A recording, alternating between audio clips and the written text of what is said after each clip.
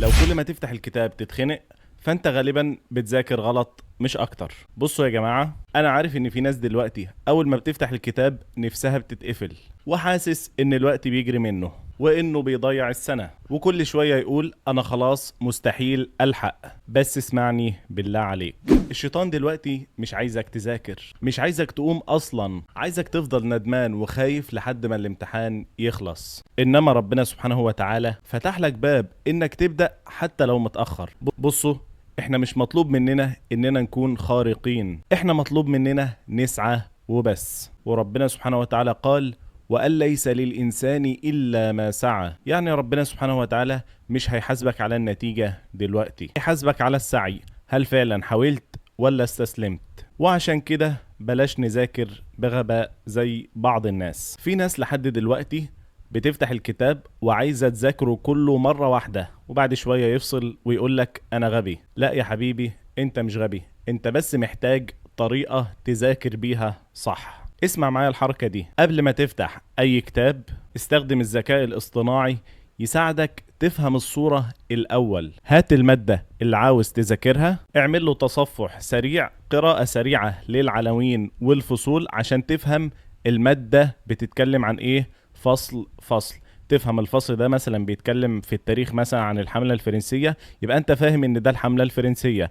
اللي بعديه مثلا بيتكلم عن تاريخ مصر الحديث، يبقى ده كده. وتبدأ تفهم الكتاب فصل فصل عاوز منك ايه. بعد ما تفهم الكتاب وتقرأه قراءة سريعة عشان يكون عندك خلفية هو بيتكلم عن ايه، ارفع الكتاب على جيميناي او شات جي بي تي، قل له انا طالب ثانوية عامة وعندي وقت قليل، اشرح لي الكتاب ببساطة وطلع لي اهم النقاط والاسئلة اللي فيه. وباذن الله هتلاقي الكتاب اللي انت كنت خايف منه واللي حجمه كبير بقى سهل وهيدخل دماغك ان شاء الله. ودي نعمة من ربنا سبحانه وتعالى ان الادوات موجودة عندك دلوقتي ببلاش. الناس زمان كانت بتتعب بالايام علشان تفهم الدرس اللي عندها، انما انت دلوقتي ربنا سبحانه وتعالى مديك في ايدك ادوات تساعدك تفهم وتتعلم احسن واسرع. بس خد بالك، الذكاء الاصطناعي بيساعدك، انما النجاح الحقيقي من عند ربنا سبحانه وتعالى. يعني وانت بتذاكر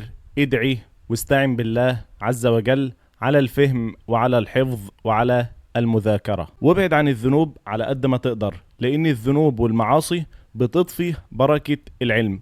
الإمام الشافعي رضي الله عنه قال إن هو اشتكى لوكيع الشيخ بتاعه، فقال شكوت إلى وكيع سوء حفظي فأرشدني إلى ترك المعاصي، وقال اعلم بأن العلم نور ونور الله لا يهدى لعاصي. فقوم دلوقتي اتوضى وصلي ركعتين وسمي الله وابدأ وتوكل على الله، وابدأ بأصعب مادة وما تقولش فات الأوان، عشان ربنا سبحانه وتعالى قادر يفتح عليك في لحظة. ولو استفدت من الفيديو ابعته لصاحبك اللي فاقد الأمل، وإن شاء الله ننجح كلنا ونفرح أهلنا.